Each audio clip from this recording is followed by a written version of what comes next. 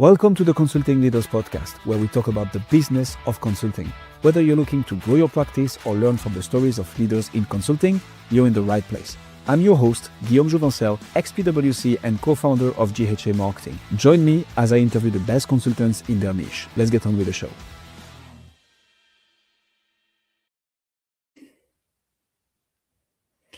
Ian, welcome to Consulting Leaders. Happy to have you. Nice to be here. Let's jump straight into it. What got you in consulting, Ian? What brought you into all this? It's always been a curiosity, interested to see how things work under the hood. Through my early career, I was determined I didn't want to have the same job for my whole life. I wanted to see different things and be in different places. So it was quite a natural fit. I fell into project work fairly easily. I saw the potential benefits of having outsiders advising in an organization, and I fancied a bit of that myself. So found myself working for Renoir Consulting and then setting up Swire. All that leading to what problem is it that, oh my God, that was such a bad way of introducing this. I love this, Ian. And that led to what problem that you're solving. Are you trying to solve different problems because you don't want to see the same thing all the time? Or is there one specific problem that you help your clients solve? It's certainly not one particular problem. There are two things that I've seen a lot. And one is people believing things have to be the way they are because they're the way they are. And that means organizations get used to performing as they're performing and don't realize that actually with the people they've got, with the systems, the experience, they're able to do better. Secondly is that when companies do have a target, have an ambition and want to achieve it, they often have everything in place that they need, except for the ability to see things in a structured manner. So coming in from the outside, having seen companies grow, having seen companies cross borders, go from startup to IPO and beyond, it is of real value to the clients to be able to bring that experience and show them from the outside. Who is it that you help specifically? Like, do you have a specific target, niche, industry, company size? The primary thing that determines how useful we are to companies is where they are in their growth cycle. So we aren't specialists in working with really early stage companies. At the same time, companies that have long established processes and a lot of experience going through changes perhaps don't benefit so much as a company that is ambitious, a company that's perhaps established well in its home market and is looking to move into an additional country, an additional product line, to take a big step forward is where we come in and support.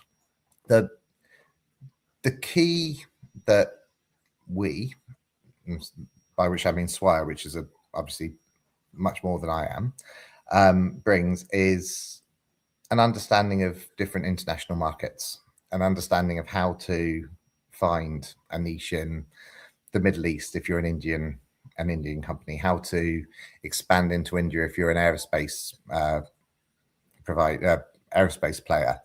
We're able to provide value to the companies that are looking to grow internationally. Okay, so that makes sense. And that's going to lead to one of my favorite questions on this show, which is, what has worked for you in terms of marketing to get the attention of the right people, Ian? Because I understand that this is very much hey, where are you at in your journey and what's the next goal? And if it's internationalization, for instance, we can help. But then it's not like you're saying, hey, if you're a fast-moving consumer good company that makes $250 million a year and are looking to get into India, we can help. It's more like an objective than a target niche, which is fine. I mean, obviously, you guys are doing well. But so what has worked for you in terms of marketing to attract and get the attention of the people who's going to make the decision of hiring you guys? So I'm going to answer this question really, really bluntly and honestly. And that is, my experience and attempts at what you might call marketing have been almost entirely failures. Going out and presenting me and now my company to companies that have never heard of Swire, have no connection with Swire, has been challenging, because we're quite expensive. We provide a senior level of advisory. We provide what I consider to be a service that is up there with the best, and that costs. At the same time, we don't have the offices in every city. We don't have the thousands of people and specialists and so on. So I've not done a good job marketing the company in that regard. It's also not my personal strength. In my experience, a good case study is worth 100 times more than any advertising, marketing, promotion that we might do. When we complete a project and we get a happy client who gives us a good case study, who goes and tells their friends, tells their contacts how Swire performed, that routinely leads to people coming to us asking how we might be able to partner with them, even if they don't have a project in mind. The other replacement for good marketing skills that we've got is employing really strong senior people. So when I bring somebody into Swire at the more senior level, although there's a lot of this that's true of the more junior level as well, but when I bring someone into Swire at the more senior level, whatever the contract says, whatever the remuneration agreements and so on, I think of everyone as a partner in the company and hope that that's how people will think of Swire. So I have to, in that process of appointing someone to a position, we have to tick all the boxes, make sure somebody's able to do what they need to do and so on and so forth. But I also have to win the trust of the person I'm bringing on board to the extent that they're able to feel comfortable selling Swire to the people they already know. People who they've worked with and impressed are able to then associate Anil, my MD in India, as being a core part of Swire, a partner in Swire, and then everything good that he's done in his career reflects well on Swire. So the two, apologies if I'm rambling a bit in this answer, but the two things that we've done particularly well is get referrals through clients we've completed work for. And when I've got employment decisions right, that has led to an awful lot of business from Swire, for Swire. That does answer the question, and this is super interesting. So I want to spend a bit of time on this. So referrals, and we often talk about it on this show. For me, that's the byproduct of doing a good job as a consultant, which doesn't mean it's a bad thing. It's just that if you're not getting referrals, fix the service offering first. Like need your clients need to be sufficiently happy that they want to talk about it to their peers, being like, hey, you should work with this guy. So that's, for me, that's, you do a good job, you get referrals, and you get the first steps of growth with it. And I know when I was at PwC, that's also one of the main ways to get business. The problem is, problem between quotation marks, depending on whether you want to grow or not, but is that when you want to grow, referrals tend not to be enough. You want a predictable pipeline generator. But what's interesting in your case, Ian, is that you perceive good employment as a biz dev tool. Most definitely. Which is, so when I think about it, that's something we've never talked about on the show. But when I think about it, a PwC, a Deloitte, so the world I'm coming from, hires an external. You want to grow from within. That's the best, because then your junior consultants get up to senior, and then manager, and then senior manager, and then director, and then potentially partner. And since you've groomed them from the get-go, you know exactly I mean, you have them think exactly like you want them to think and execute the PwC level of delivery.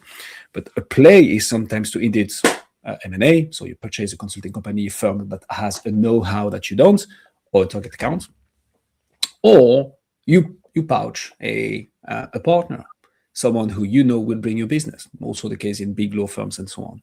Mm-hmm. How do you do this? I was going to say consistently. I don't know if that's the goal to do it consistently, but maybe the question is, how do you make sure that employment will serve you this way? Yeah. What are the things that you're looking for? How do you decide to hire a new senior member in your team that will potentially bring you this tremendous amount of business? Do you wait for them to apply and then you filter them in? Do you go out and like look for those people? How do you think about this? So this is a really interesting question, because I am perhaps overly cautious when it comes to bringing in people at the senior level in Swire, and it is sometimes tempting to be a little bit less rigorous in the process in order to keep up with the growth that I want the company to have as well, particularly into new markets. Up to this point, I've been able to rely on people I've either worked with before or who we have worked with in a casual basis through Swire in order to get to know someone before bringing them in as a senior member of the team from day one of our relationship. That may have to change, and it's a question I ask myself: how do I reach out beyond the markets we've operated in? How do I reach out to truly novel markets where I haven't worked in before? My team hasn't got strong connections. We don't have links with government and so on, and make sure that the partner I bring in is able to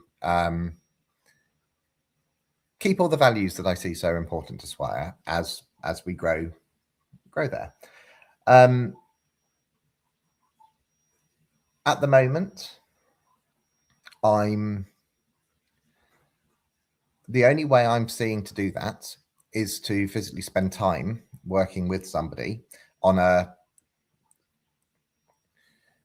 project basis before looking to bring somebody into the company long term. It's also something that most people at a very senior level are, in my experience, fairly happy to do, because it only works for one if it works for both.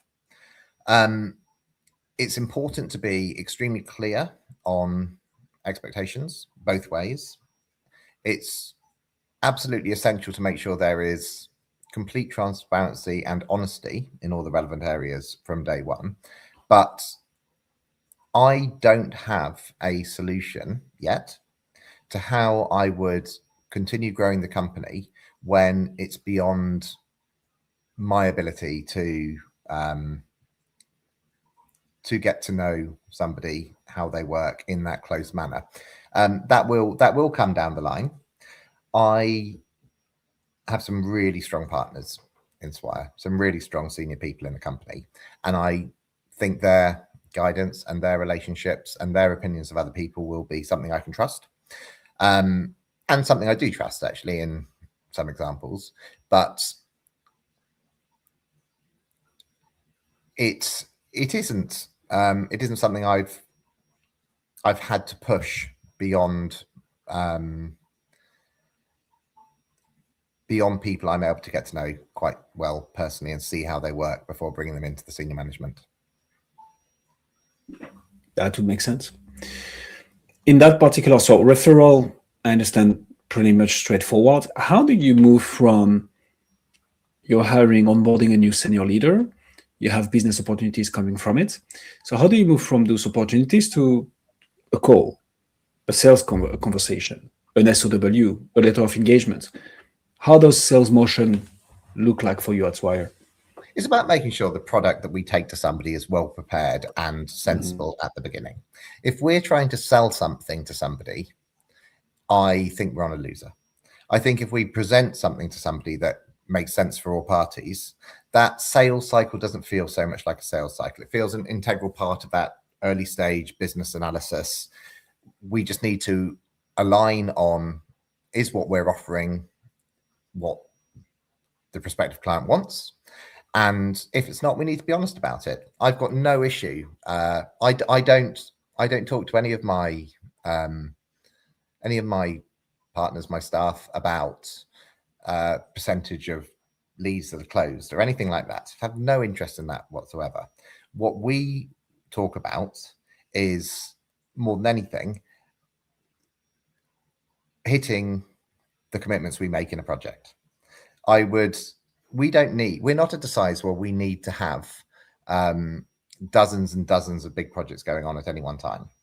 We need to make sure the projects we close are of sufficiently high value, which they naturally are, and that we do what we say we will do.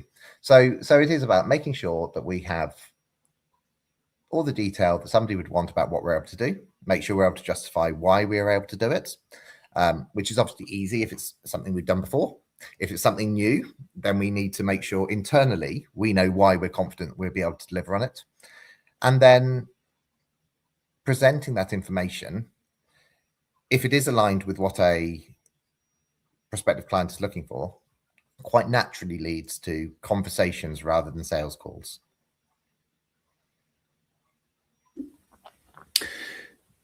From that, okay, let me frame this question properly. When I was at a consulting firm myself, the partner who kind of taught me everything told me the following thing: Guillaume, there are two types of consultants. And he was like, I'm a hunter. I love the smell of fresh blood in the morning. I love to go after new business. That's my jam. But farmers are, and it's not good or bad, by the way, it's just two different approaches of biz dev. He was like, the farmers are the ones who bring in the most business. Like the partners who are able to take an initial engagement, over-deliver, and transform it into a multi-year, multi-layered project involving other teams from the firm. Those are the ones who grow the fastest, because this is where the money is. How do you farm, Jan? And not in the sense of like, how do we make the most money out of one client, but more like, how do we keep on providing value whilst, of course, retaining our customers so that we can actually have the solid foundation for growth in our consulting practice? But I don't think there is that distinction. I think everyone is a hunter. I think it just depends whether your prey is which is a horrible term to use, but I've started, so I'll finish. Whether your prey is a client or whether your prey is the people who represent your company, who produce your products, who give you what is needed to go to market. I don't work any less hard entering a new market than somebody who goes and does a hard sell. I just target people and product rather than a large number of leads and I don't try and work out what each individual client wants. I try and work out what we can best offer and then present that to the right focused clients. I think that's the difference. So I like the approach a lot. I've learned something new with the biz dev, employment as biz dev. I like it. What's your number one challenge? If I can throw a little bit of a curveball question at you, Jan. It's absolutely people. It's absolutely people. Mm-hmm. It is complicated by the fact that we are global and our strengths are global. But it doesn't mean if I bring someone on board who is less senior, they end up working a lot more independently than if we were all located in Bath or London or, in a few major cities around the world. So it is both finding the right people and then doing right by the people to develop them as they should be, as somebody at the early stage of their career needs to have that mentorship, that support. It's even more challenging moving into a new market. And I've made some fairly significant missteps. I've brought people on board who, for various reasons, haven't worked out, and it costs energy, it costs time, it costs money. We need to make sure at all costs it doesn't cost reputation.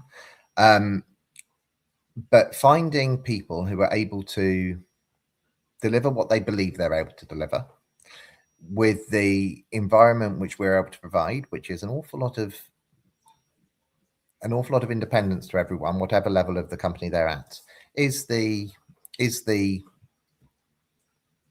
biggest challenge. And there are examples where there are markets we haven't entered that I would have wanted to enter by now. Turkey being a key market. Turkey is absolutely fascinating, and it's moving away from a model where you've got fairly substantial patriarchal businesses that are being run by the next generation or the generation below, and there is a desire to bring in more Western, that's an incorrect term to use, more familiar business practices. I need to, there is one person in Turkey, I know who will lead the organization over there. Absolutely brilliant. Worked with her before, trust her completely. But she would need a team in Turkey. For that team to be useful, it would need to be probably Ankara, it would need to be Istanbul. This lady's in neither of those cities. And it requires time on the ground to find people and understand how we would be able to make those talented people a team. So yeah, people and the development of the people is absolutely the biggest challenge that I face, and I suspect every consultancy faces. It's also what I think I'm good at. It's why I wanted to start Swire and why I thought I'd be able to do better than consultancies I've worked in or for. That would make sense. I think you solve demands, you solve supply, and you have a business. Duh. Like, I think once you've nailed the how to acquire customers, the real challenge, maybe compared to SaaS or even manufacturing, people, talent are still going to be important. But like in a service business, you have people delivering the goods. We have more and more AI agents who can help the delivery, scale, and productivity. But at the end of the day, it's a people's game. Maybe a quick question around the many things marketing-wise that you've tried that didn't work. Why do you think they didn't work? I mean, so what did you try, Ian, and why didn't it work, in your opinion? So we've tried various leads lists in markets that you purchase, or you employ a team to generate cold contact, email, follow-up phone calls, all of this standard stuff.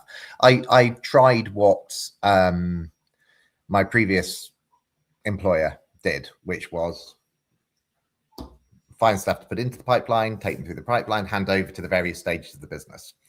I've even brought in people who are specialists at that early stage. So I've brought in people with the express goal of getting people on the phone with me. And I think it's not just me, but our seniors. And I think it's failed for one. Perhaps the biggest reason it failed is me. It's not my strength. I am very comfortable talking to somebody where I'm able to have a conversation to find out if things align. I don't think it is a strength of mine to, on a call, be speaking to somebody with, in the back of my mind, thinking, what is it that we'd be able to do that I could sell this person that they would need?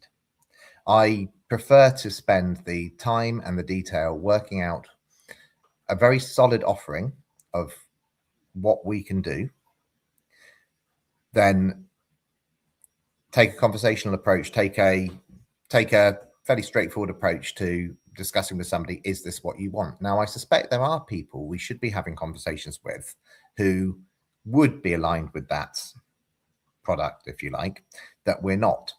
And I think that's an area of development for Swire.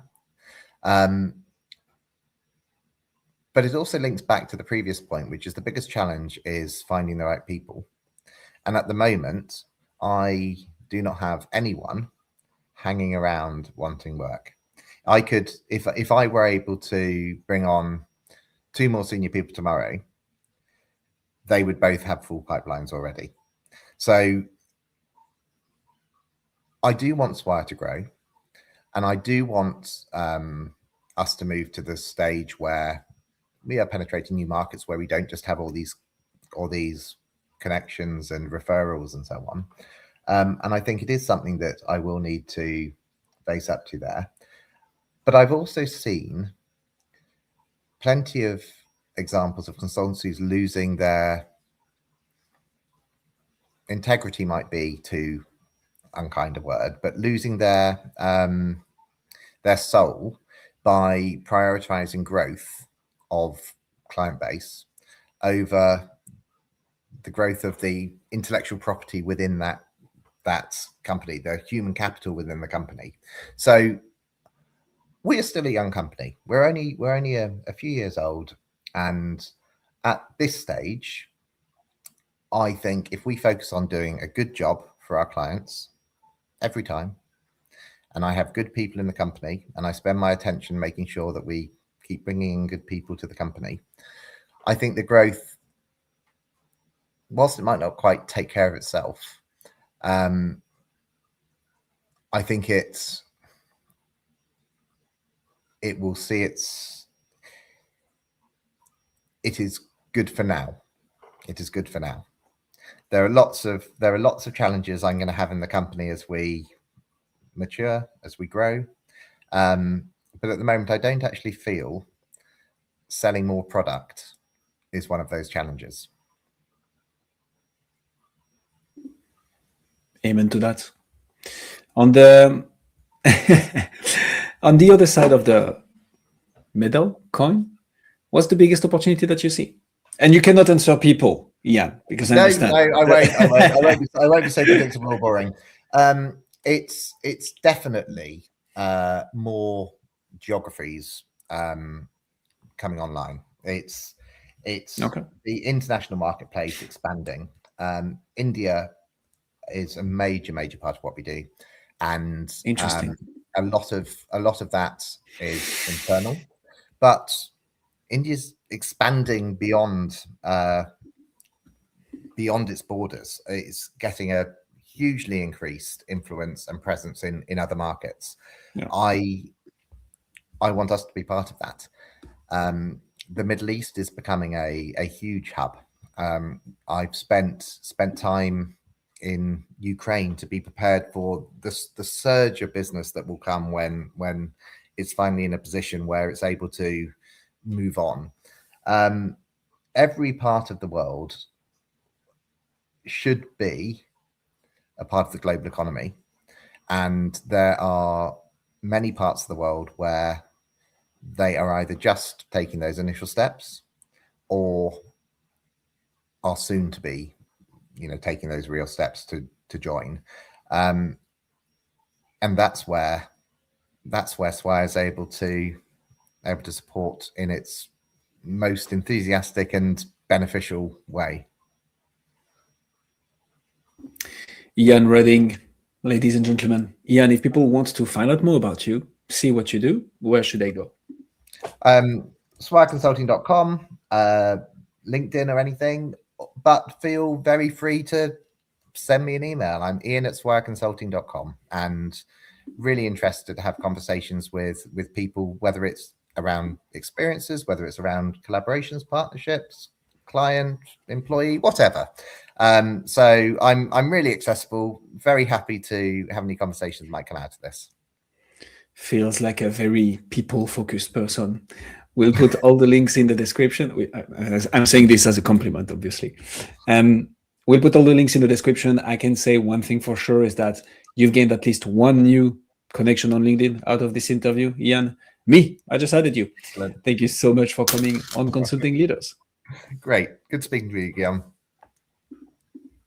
Thanks for joining us on this episode of the Consulting Leaders Podcast. We hope you learned valuable lessons on how to grow your practice and take your business to the next level. Make sure to subscribe and leave us a review wherever you're listening to this show so you never miss an episode.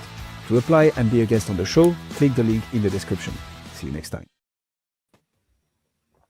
Hey. How